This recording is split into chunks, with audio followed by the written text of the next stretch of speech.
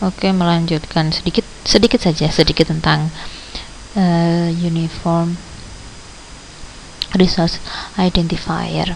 Jadi sebenarnya URI adalah sebenarnya gabungan dari ini ya, locator dan name. Bahkan mungkin di video yang sebelumnya saya sudah sampaikan bahwa hampir semua sebenarnya addressing yang sekarang banyak terlihat itu sebenarnya adalah URI gitu ya, atau gampangnya URL. Nah, untuk perkembangan terutama nanti web 3.0 gitu ya, 3.0 nanti akan ada terlihat perbedaan yang cukup signifikan antara URL dan URL, locator dan identifier gitu ya. Kalau di semantic web yang kita butuhkan bukan hanya locator gitu ya, tapi juga identifier gitu ya.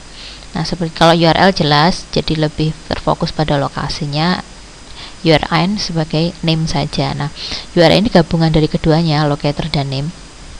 Ini sebenarnya adalah identifikasi dari sebuah resource, termasuk lokasinya. Nah, seperti saya sampaikan tadi, hampir semua yang sekarang kita tahu addressing itu menggunakan URI. Sebagai contoh ini saya ambilkan dari w3org. Jadi ini beberapa contoh. Ini juga bisa disebut sebagai URI, ini juga URI, ini juga URL, ini juga sama saja semuanya. Nah, ini kita perhatikan bahwa sebenarnya ada konsep ada konsep dari addressing. Ini ya, ada konsep dari addressing. Nah, seperti ini. Locator, sebentar saya punya. Nah, ini contoh. Sebagai contoh, ini disebut sebagai scheme, bisa dikatakan sebagai skemanya. Jadi protokolnya bisa HTTP, bisa email, bisa Gopher, bisa Telnet, bisa tadi tel atau FTP gitu ya, dan sebagainya, atau HTTPS. Nah, seperti itu. Kemudian ini adalah authority, atau bisa dikatakan nama umum gitu ya, nama umum atau nama utama dari addressing resource tersebut, dari sebuah resource. Nah, kemudian path, ini adalah path, menunjukkan adanya path. Nah, path ini nanti menunjukkan nanti bisa jadi absolut ataupun relatif. Path, kemudian name-nya seperti itu.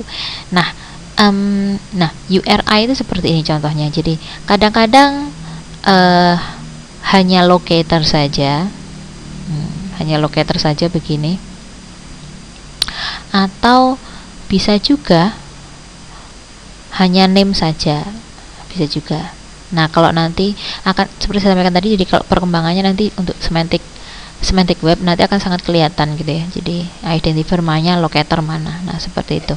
Nah, kemudian untuk berkaitan dengan path, maka kemudian ada absolut, ada relatif. Sebenarnya cara mendeteksinya gampang ya. Jadi kalau misalnya kemudian kita tahu, kalau ini wajar ya, biasa, jadi menunjukkan dari protokol scheme-nya, kemudian authority-nya seperti ini.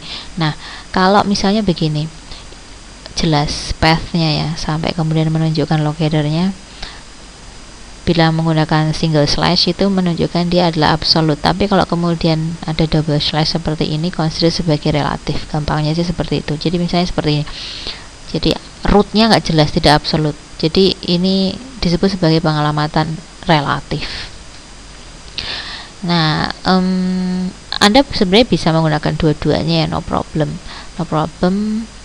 tidak ada masalah yang secara khusus gitu ya. Cuma mungkin nanti ada hal-hal tertentu yang kadang lebih utama menggunakan absolut, kadang menggunakan relatif. Nah, nanti dengan praktis gitu ya, nanti akan kelihatan mana pakai absolut atau pakai relatif gitu.